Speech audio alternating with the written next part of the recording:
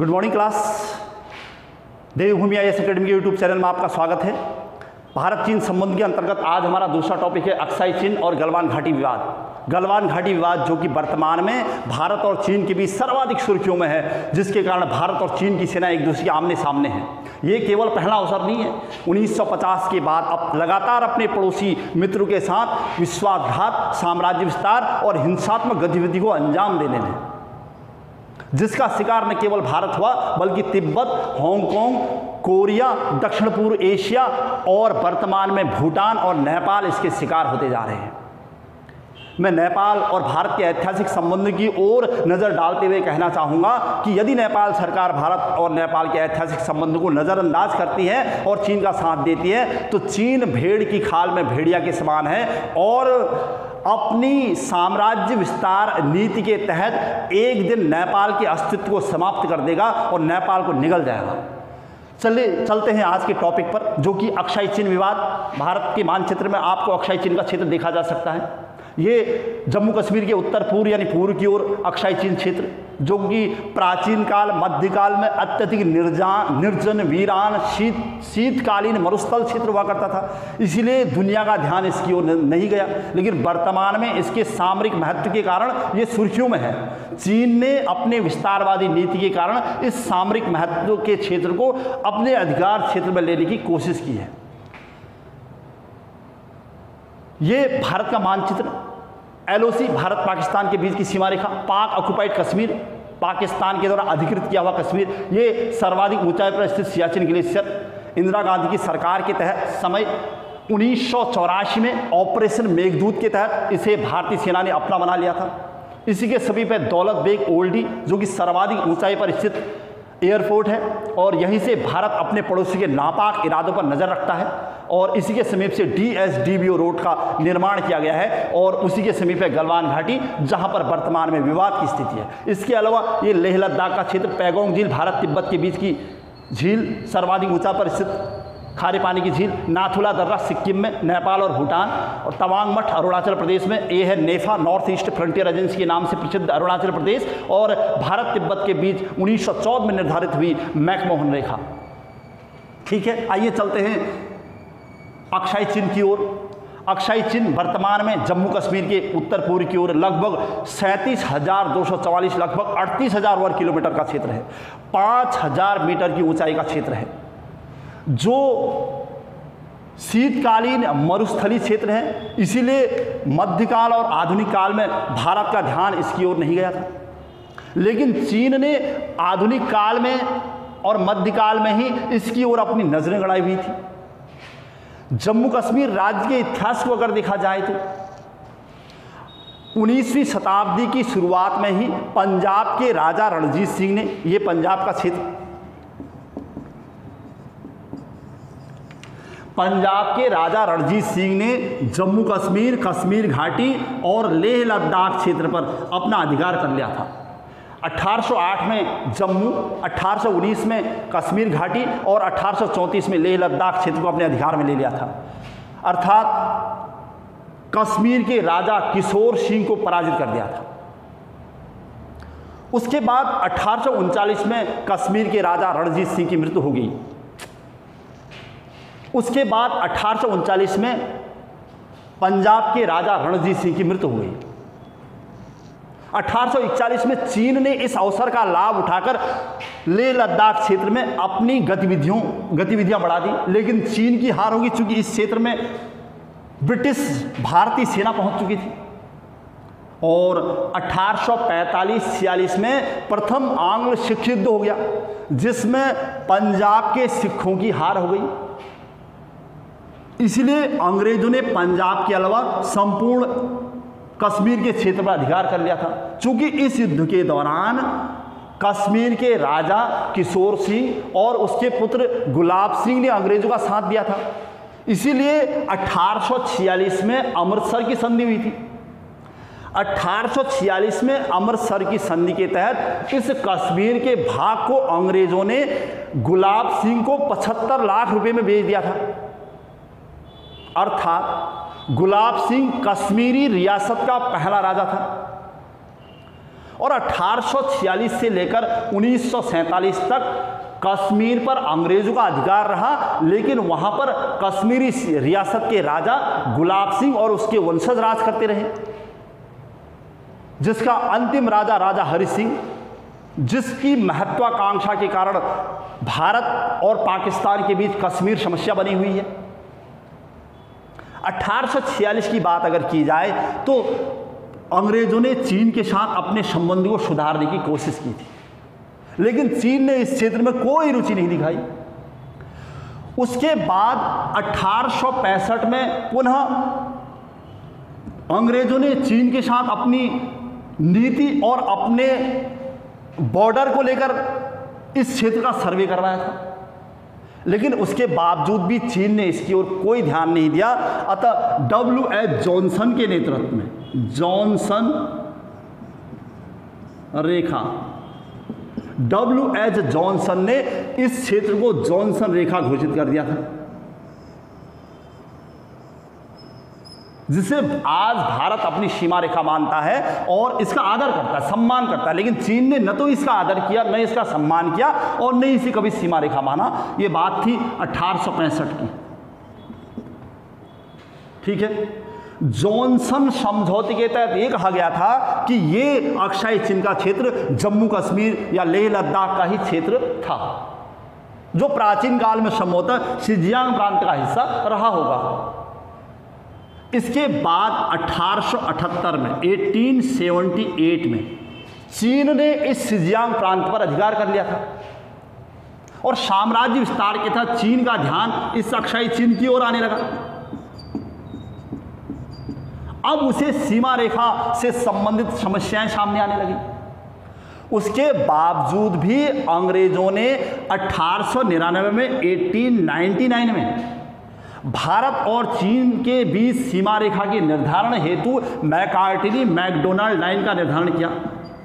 McCartney British council के सदस्य, McDonald 1899, अर्थात भारत चीन के बीच फिर से मैकार्टनी मैकडोनाल्ड लाइन का निर्धारण हुआ, जो अक्षय चिन्ह के बीचों बीच से खींची गई थी। ये देखिए मैकार्टनी मैकडोनाल्ड लाइन। इस मैकार्टनी मैकडोनाल्ड लाइन के तहत ये कहा गया था कि अक्षय चिन्ह का आधा क्षेत्र भारत का और आधा चीन का रहेगा, लेकिन उसके बावजूद भी चीन ने इस क्षेत्र में न तो कोई रुचि दिखाई, न ही कोई रिस्पॉन्स दिया। अर्थात चीन इस संपूर्ण क्षेत्र को हड़पना चाहता था। उसके बाद भारत की आज़ादी और 1 अक्टूबर 1949 को चीन में कम्युनिस्ट पार्टी ऑफ चाइना की सरकार स्थापित होगी। चीन ने अपने साम्राज्य विस्तार की नीति के तहत तिब्बत पर अधिकार कर लिया। 17 पॉइंट एग्रीमेंट के तहत तिब्बत को अपने अधिकार क्षेत्र में ले लिया। और फिर हुआ ये कि अपने पड़ोसी देश होने के नाते तिब्बती धर्मगुरु को भारत को 1959 में शरण देनी पड़ी और उन्हें हिमाचल प्रदेश के धर्मशाला में स्थापित करना पड़ा और उनके साथ कई धर्मगुरुओं को यहाँ भारत में शरण दे दी गई और उनके समर्थकों को भारत में शरण दे दी गई। इस कारण भारत चीन संबंधों में खटास आ गई। यद्यपि भारत ने 1950 के बाद ये संपूर्ण प्रयास किया था कि भारत चीन के ऐतिहासिक संबंधों में किसी प्रकार की खटास ना आए। इसी का परिणाम रहा कि उसने चीन के आंतरिक मामलों में किसी प्रकार का कोई हस्तक्षेप नहीं किया। 1954 में पंचशील समझौते के तहत हिंदी चीनी भाई भाई का नारा दिया, लेकिन 1951 और 1958 के मध्य चीन ने इस शिजियांग प्रांत को तिब्बत से जोड़ने वाली एक रोड बनाई। तिब्बत से जोड़ने वाली एक रोड शिजियांग प्रांत को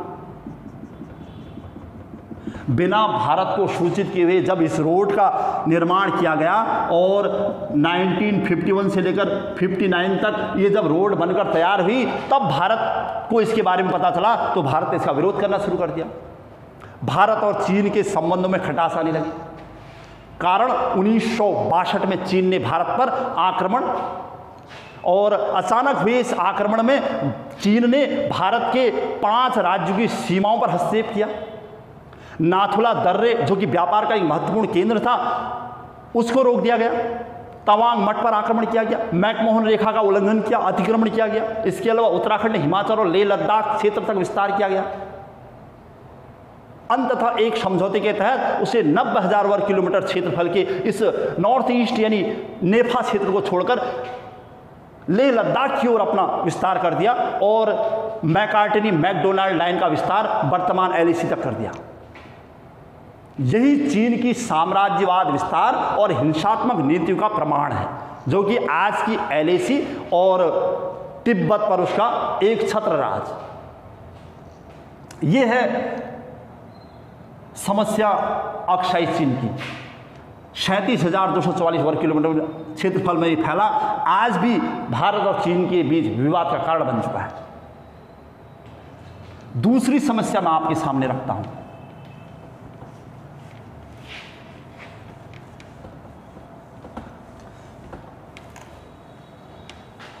दूसरी समस्या हमारी है गलवान घाटी। ये एलओसी से लगा हुआ क्षेत्र सियाचिन ग्लेशियर, उसके समीप दौलत बेग ओल्डी जो कि सर्वाधिक ऊंचाई पर स्थित हवाई पट्टी बनाई गई है। उद्देश्य है भारत के पड़ोसियों के नापाक इरादों पर नजर रखना और अपना सामरिक विकास करना। इस रोड के निर्माण के साथ ही चीन ने इस क्षेत्र में अपनी सामरिक गतिविधियां बढ़ा दी और इस रोड के बनने का विरोध किया और वर्तमान में इसके आसपास अन्य रोडें बनाई जा रही हैं, उनका भी चीन धुर विरोध कर रहा है। अब क्यों विरोध कर रहा है? क्या ये एलएसी के पार का क्षेत्र है? इसके लिए मैं आपको ले जाता हूं गलवान घाटी और भारत के मानचित्र। देखिए ये लेह क्षेत्र है। लेह से हैमिस मोनेस्ट्री के नाम से इतिहास में फेमस, और इसके बाद ये है दारबुक का क्षेत्र या डारबुक का क्षेत्र। यहां से ये बनाई गई है रोड, ये आपका दौलत बेग ओल्डी।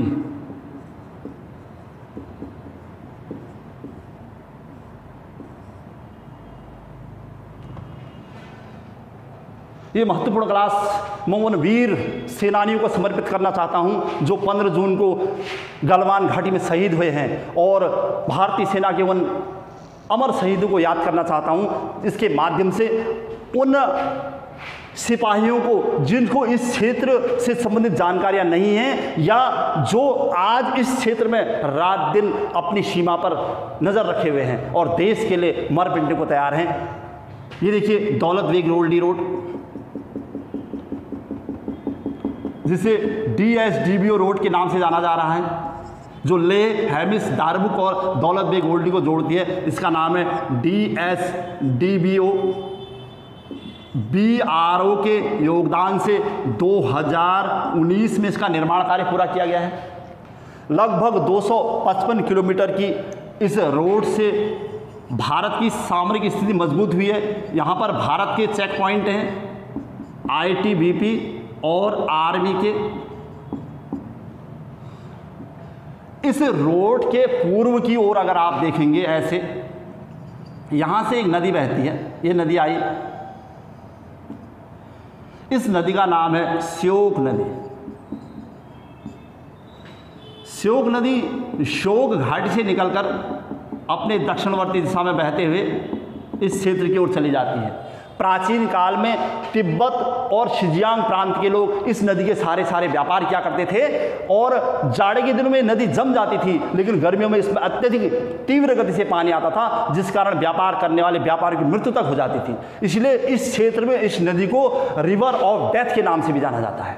इसी नदी के सारे भारत ने DSDBO रोड बनाई है। ठीक है, इन चेक पोस्ट के माध्यम से भारत इस क्षेत्र में अपनी नज़र रखता है। अब वर्तमान में समस्या क्या है? ये है LAC। ये मैं आपके सामने रखता हूँ। देखिए ये गलवान घाटी की जो प्रॉब्लम वर्तमान में चल रही है उसकी वास्तविक समस्या क्या है? ये है LAC। पैगोंग झील तक LAC।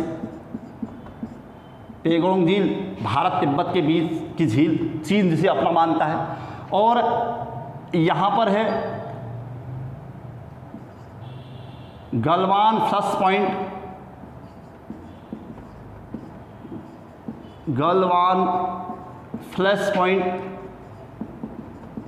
अर्थात यहाँ पर चीन और भारत की सेनाएं आ जा सकती हैं, निगरानी रख सकती हैं। अब भारत अगर इस क्षेत्र तक आता है तो इस पूरे क्षेत्र को कवर करके आना पड़ता है, लेकिन चीन देखिए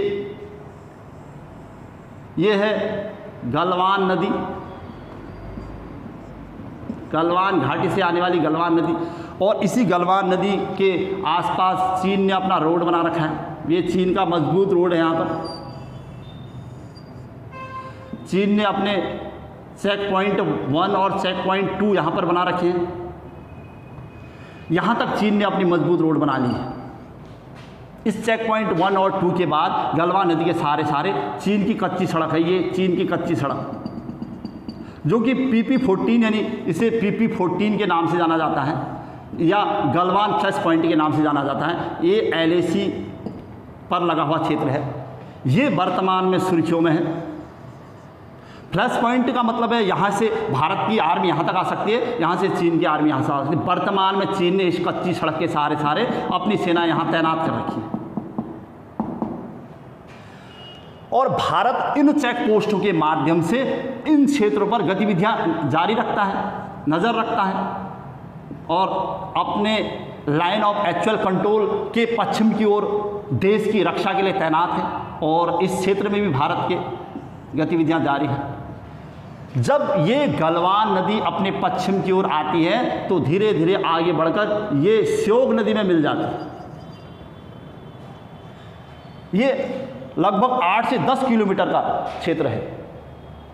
भारत की जो सेनाएं हैं अपने चेक पोस्ट से LAC के आसपास तक लगातार नज़र रखती हैं और चीन का जो क्षेत्र है ये अत्यधिक ऊंचाई का क्षेत्र है। यहाँ से वो भारत के DSDBO रोड और भारत की यहाँ पर सेनाओं की गतिविधि पर नज़र रखता है।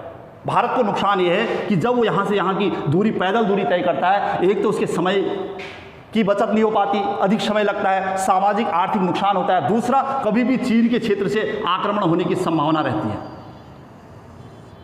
चीन को यह फायदा है कि यहाँ से वो संपूर्ण क्षेत्र पर गतिविधि रख सकता है और भविष्य में जरूरत पड़े तो पत्थर वर्षा कर सकता है, जैसे वर्तमान में उसने की है। अब भारत ने क्या सोचा है कि वो अपने इन चेक पोस्ट के माध्यम से यहाँ एक रोड बनाएगा। अगर भारत यहाँ से इसकी भी रोड बनाता है तो उसकी ये पैदल दूरी, उसे पैदल दूरी तय नहीं करनी पड़ेगी, उसे सामाजिक आर्थिक और सामरिक लाभ होगा और इस संपूर्ण क्षेत्र को अपने अधिकार में लिया जा सकेगा। ये संपूर्ण क्षेत्र यद्यपि भारत के अधिकार में ही है, लेकिन चीन की गतिविधियां यहाँ देखी जा रही हैं और चीन की आर्थिक गतिविधियों में सामाजिक या सामरिक गतिविधि को यहाँ से रोका जा सकता है। और भारत का कहना है कि वो इस क्षेत्र से अपनी सेना को वापस बुलाए, वापस बुलाकर यहाँ तक या फिर अपने चेक पोस्ट तक भेजे, तभी भारत की सेनाएं भी इधर से वापस आएंगी। लेकिन चीन इस चीज़ को लेकर तैयार नहीं है। वर्तमान में 15 जून या उससे पहले जो घटनाएं घटी हैं, ये गलवान घाटी का क्षेत्र है। इसी गलवान घाटी के आसपास इसी मुद्दे को लेकर ये प्रश्न उठा था, लेकिन इसकी शुरुआत हुई पेगोंग झील से। भारत और तिब्बत के मध्य स्थित झील की स्थिति अगर मैं आपको दिखाऊंगा तो कुछ इस प्रकार की है। पेगोंग झील देखिए, इस प्रकार का कुछ क्षेत्र है और इसमें अत्यधिक पहाड़ियाँ हैं जिन्हें फिंगर नाम से जाना जाता है। 1 2 3 4 5 6 7 8, ये 8 फिंगर अर्थात 8 पहाड़ियों से का क्षेत्र है। जब LAC आती है तो इन्हें फिंगर कहा जाता है। इस क्षेत्र को फिंगर 1 2 3 4 5 6 7 और 8, फिंगर 4 तक भारत की स्थिति मजबूत है, यानी भारत का क्षेत्र है, ये भारत है यहाँ पर, और फिंगर 8 के बाद चाइना। लेकिन चीन इस क्षेत्र से अपनी सामरिक गतिविधि को बढ़ाता रहता है और हिंसक झड़पें करता रहता है। जब LAC यहाँ पर आती है तो LAC 2 भागों में बढ़ जाती है, ऐसे और ऐसे।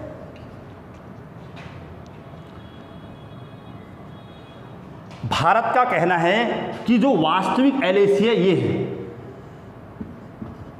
भारत के अनुसार, और भारत का क्षेत्र फिंगर 4 के बाद फिंगर 5 6 7 8 तक का क्षेत्र है, ये भारत अपना क्षेत्र मानता है। चीन का कहना है कि वास्तविक LAC ये है, अर्थात चीन का क्षेत्र फिंगर 8 से लेकर फिंगर 4 तक का क्षेत्र है। इसी को लेकर दोनों के बीच विवाद है, ये चीन कहता है और यही बन गया है विवाद का कारण।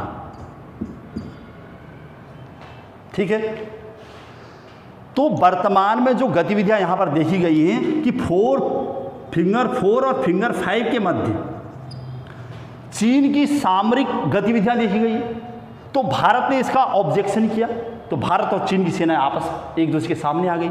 यहीं से इस युद्ध की शुरुआत, यानी गलवान घाटी जो प्रॉब्लम हुई उसकी शुरुआत यहीं से हुई। ये थी बात 5 मई की। उसके बाद 13 मई को चीन ने नाथुला दर्रे के आसपास इस प्रकार की गतिविधि को अंजाम दिया। दौलत बेग ओल्डी के पास इस प्रकार की गतिविधियां देखी गई, लेकिन जब भारत ने इसका विरोध किया तो चीन अपने आक्रामक रुख की ओर बढ़ने लगा। अंततः 6 जून को कोर कमांडरों की मीटिंग हुई, लेकिन उसके बाद भी कोई निर्णय नहीं निकला और 15 जून को हमारे 20 सैनिक गलवान घाटी में शहीद हो गए।